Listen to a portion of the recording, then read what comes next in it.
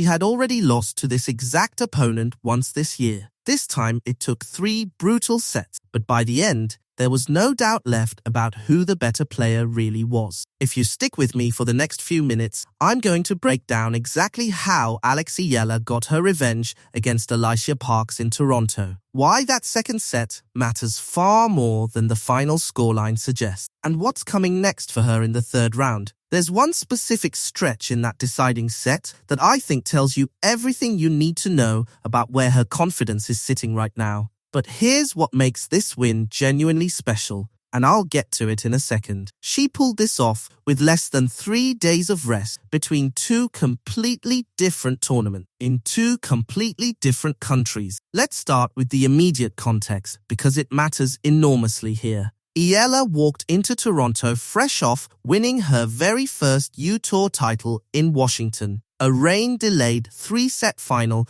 that stretched across 2 separate days and drained her physically and emotionally. From that emotional peak, straight into travel, straight into a new country, a new hard court, a new tournament, all inside a window of less than 72 hours. That is an absolutely brutal turnaround for any athlete, let alone one still processing the single biggest win of her career. And her opponent in this second-round match was not some easy tune-up either. It was Alycia Parks, the only player who had beaten Eala all season, having done exactly that at the Australian Open back in January, where Parks stormed back from a first-set bagel to win 0-6, 6-3, 6-2. Here's what I actually think about this specific matchup before we even get into the tennis. Every single opponent Eala had faced and beaten since that Australian Open defeat represented a completely different tier of competition than what she was handling back in January. Zheng Qinwen, Leylah Fernandez, Elina Svitolina, Naomi Osaka, and finally, top seed Jessica Pegula in the Washington final. But Parks remained the one name still sitting on her record as unfinished business from earlier in the season. This wasn't just another second-round match. This was a scoreboard she needed to settle. The match itself unfolded almost like a perfect showcase of everything Eala has become over the past several months. She came out of the gate completely in control, dominating the opening set 6-1 in just 31 minutes. Her return game specifically neutralized Parks' powerful serve throughout that entire stretch, which is genuinely significant given how much of Parks' entire game plan depends on generating free points behind that exact weapon. Parks actually fired 4 aces in that opening set, but she also bled 18 unforced errors trying to back up her serve from the baseline, while Eala kept her own error count down to just 7. When you take away a big server's free points that early, you're already dictating the terms of the entire match before it's even properly started. Here's what I actually think about that opening set specifically. Beating a player who has already beaten you once requires more than just talent. It requires a specific tactical answer to whatever gave you trouble the first time around. Neutralizing Parks' serve that completely in the very first set tells you Eala and her team clearly identified exactly what went wrong in Melbourne, and they walked into Sobe Stadium with a direct answer already built. But then came the second set, and this is where things got genuinely tense. Parks found her rhythm, and both players started trading holds, neither one budging through 9 straight games. Eala actually had 4 break points in the 5th game alone. Deep returns, long baseline exchanges, real pressure, but Parks came up with big first serves and aggressive first strike tennis to save every single one of them. The set stayed locked until the 10th game when Parks finally broke through, and she immediately backed it up by serving out the set to level the match at 1 set apiece. Here's the honest truth about that second set dip. It is exactly what you would expect from a player carrying serious physical and emotional fatigue from the week she had just been through. Winning a rain-delayed title one day, then finding herself deep in a second-round battle against a dangerous, big-hitting opponent just days later without a real chance to properly recover in between. A dip like that is not a red flag. It is simply physical reality catching up with her at exactly the moment you would expect it to. What matters far more than that temporary dip is what happened immediately afterward. And this is where I need you to pay close attention, because the deciding set is where this entire match actually gets decided, and it is genuinely worth breaking down point by point. Eala came out of that second set loss and immediately raced out to a 2-games-to-love lead in the decider. That is not the response of a player who let the previous set's disappointment linger. That is a player resetting instantly and pushing straight back onto the front foot. Parks did not fold easily though. She fought back hard, breaking Eala right back to level the set at 2 games apiece, creating a genuinely tense moment where this match could have swung either direction entirely. This was exactly the kind of pressure point where a player carrying fatigue and emotional weight from an incredible week could easily start second-guessing herself. Instead, Eala reeled off 4 straight games to close out the match completely. She broke Parks to love in the 5th game after Parks dumped consecutive forehands into the net, held her own serve to love, broke again in the 7th game, and then served it out for a 6-2 finish in the decider. 4 consecutive games against a dangerous opponent in a match tied at 2, all in the 3rd set, with a brutal travel schedule sitting behind her all week. Here's what I actually think about that specific stretch.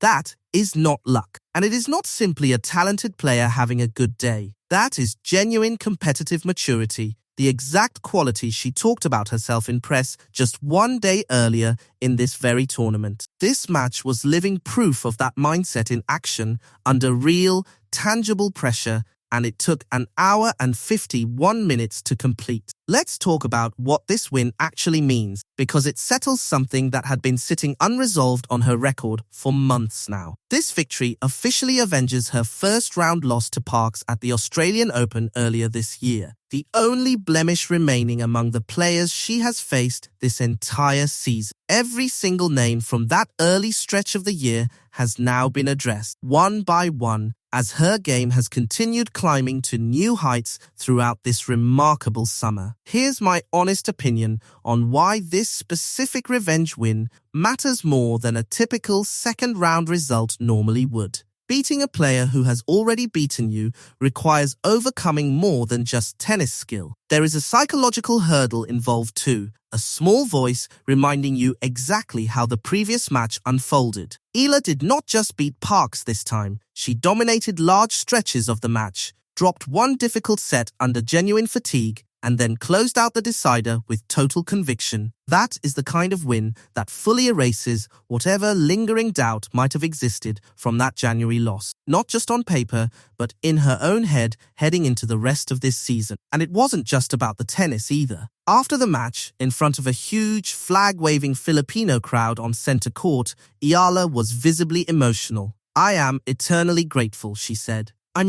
I just came off Washington, so I really feel like this is a celebration." She then switched to Filipino to speak directly to her fans, thanking them for showing up week after week and telling them how proud she is to represent the Philippines. It was the kind of moment that reminded everyone watching that this run is bigger than just rankings and results. It is genuinely galvanizing a fan base in real time. Now let's look ahead, because her schedule from here gets genuinely demanding, and quickly. Eala advances to the 3rd round, where she'll face American Caty McNally, ranked around 70th in the world, who advanced by stunning reigning Wimbledon champion Linda Noskova in straight sets 7-6, 6-1 in the previous round. That result alone tells you McNally is not a name to overlook here. Beating a Grand Slam champion, even one still finding her footing on hard courts, is a legitimate, high-quality result, regardless of what the ranking number says. Here's what I actually think about that potential draw shift.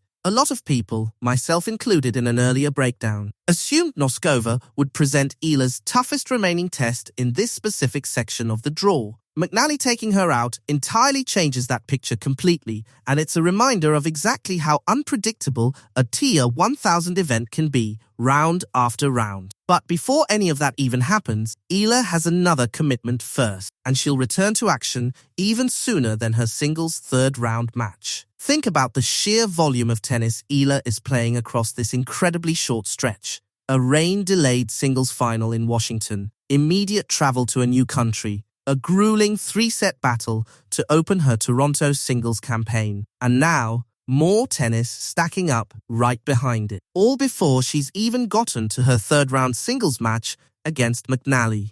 Meanwhile, the rest of the draw in Toronto is heating up around her too. Second seed Elena Rybakina battled past Daria Kasatkina 6-3, 5-7, 6-4 in a marathon 2 hours and 33 minutes to reach the third round. Third seed Jessica Pegula, who had lost that very final to Eala just days earlier in a rain-hit Washington decider, needed 3 sets herself to get past Poland's Magdalena Frech, winning 3-6, 6-3, 6-2. Fourth seed Coco Gauff cruised past fellow American Kayla Day 6-2, 7-5, and world number 5 Mira Andreeva rolled past Karolina Pliskova 6-0, 6-2. The field is stacked, and every result is adding pressure to every other section of the draw, including Eala's. Here's my honest read on how this entire stretch is shaping up for her. Fatigue is a genuine, legitimate concern given everything she's played in such a compressed window of time. But everything we've seen from Eala this entire season suggests she thrives specifically under exactly this kind of accumulated pressure and workload rather than wilting beneath it. She's currently riding the most significant hot streak of her young career, a maiden WTA title in Washington that pushed her to a career-high ranking of number 20 in the world, followed immediately by a hard-fought revenge win over the one player who had beaten her all year. Closing out a difficult, physically demanding win against Parks immediately following her biggest title yet is exactly the kind of result that suggests this run still has real momentum left in it. That's the full story behind Eala's win over Alycia Parks in Toronto, a genuine statement of resilience following one of the most demanding weeks of her entire career. We'll be back with complete coverage of her third-round matchup against Caty McNally as soon as it happens. Do you think Eala's incredible form carries her all the way through this heavy stretch in Toronto? Drop your prediction in the comments below.